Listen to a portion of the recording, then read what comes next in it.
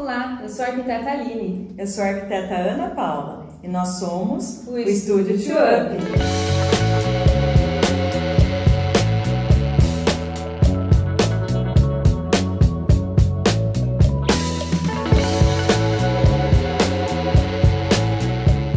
Olá, sejam bem-vindos ao canal do Estúdio TwoUp. O vídeo de hoje aborda o tema da concepção do projeto de arquitetura e do design de interiores. Quer saber como funciona um projeto de cabo a rabo, desde o comecinho até o final? Então, fica com a gente!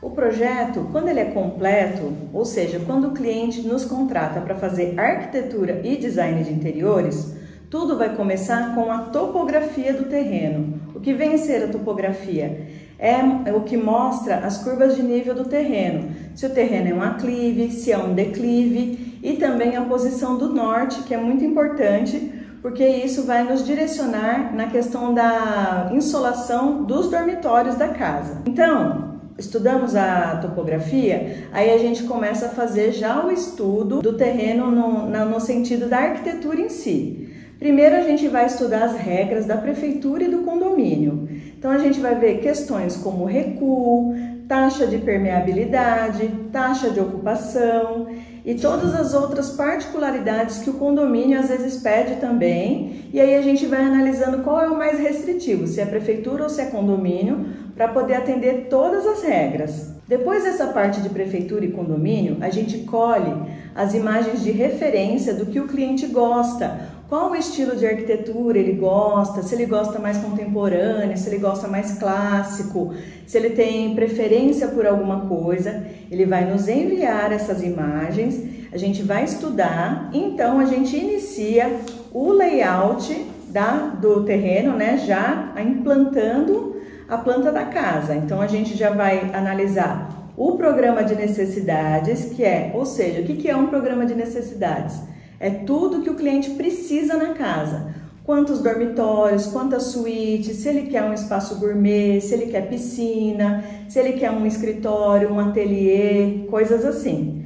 Definimos esse programa de necessidades, aí a gente faz também um briefing um pouco mais completo, perguntando mais algumas particularidades. Então nós vamos para a planta com o layout completinho e já pensando na volumetria da fachada. Então a gente não pensa só na planta, a gente já faz a planta pensando na volumetria da fachada também. Aí a gente elabora esse 3D da arquitetura. Quando a gente apresenta esse 3D para o cliente, ele vai ver como vai ficar já as fachadas dele, já de acordo com toda a distribuição, o paisagismo.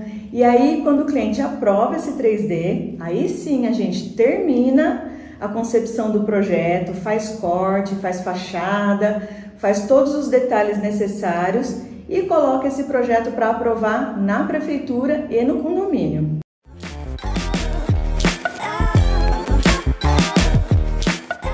Após o projeto aprovado, de todas essas etapas que a Ana comentou, a gente começa a fazer o design de interiores.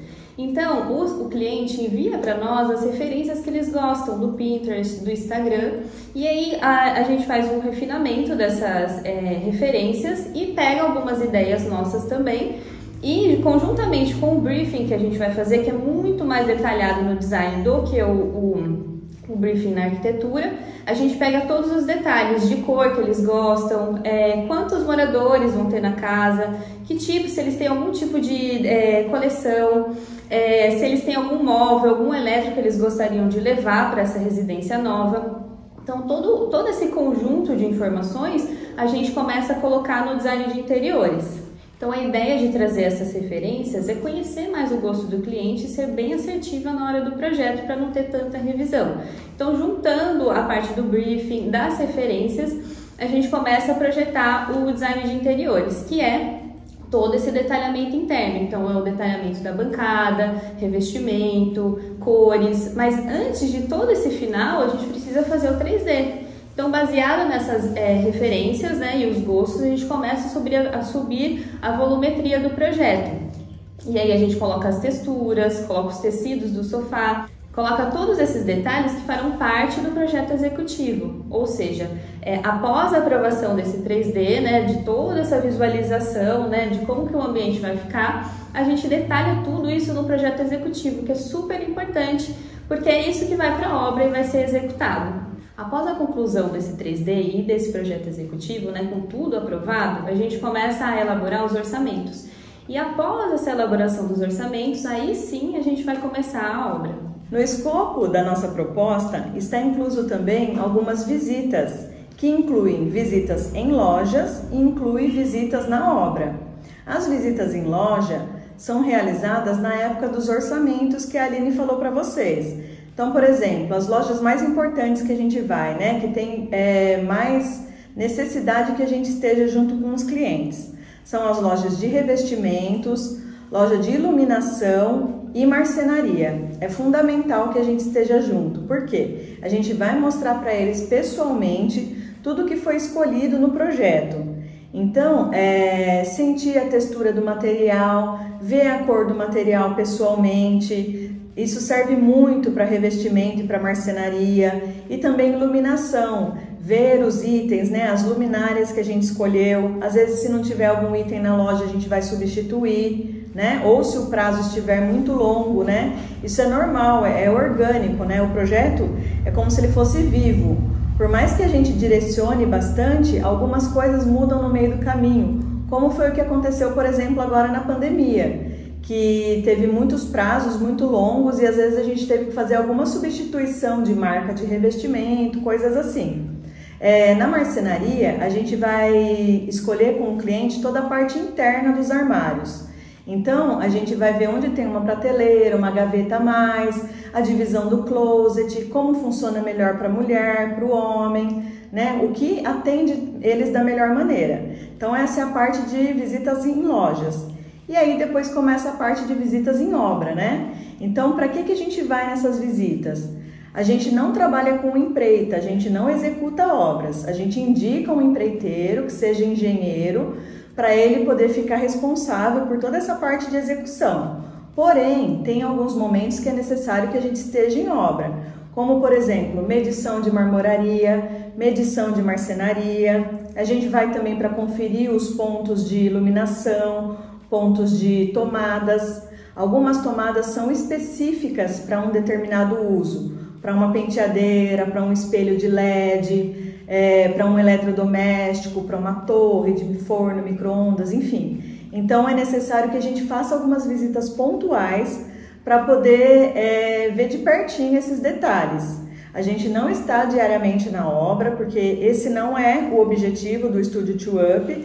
Nós atuamos com projetos, então o nosso objetivo é, sim, dar uma grande assessoria aos clientes nos pontos específicos, mas a execução de obra fica a cargo dos nossos colegas engenheiros.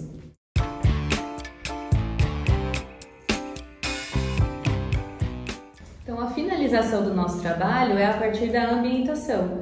Então, a ambientação é a conclusão de todas essas etapas que a gente passou, que é a colocação dos objetos, né? Ambientar o espaço de forma que o cliente veja como ficou o projeto completo.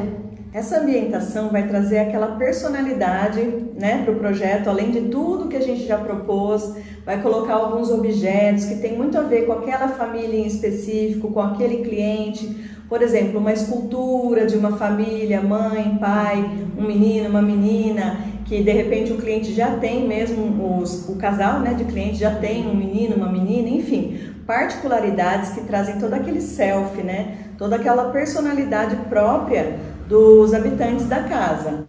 Então, gente, para chegar naquelas imagens 3D, fiel ao projeto, e chegar naquelas fotos lindas, né, daquelas ambientações que a gente faz, teve várias etapas por trás disso. Às vezes a gente fica um bom tempo com os clientes, né? A nossa convivência é grande, desde a escolha do terreno até chegar nesse final.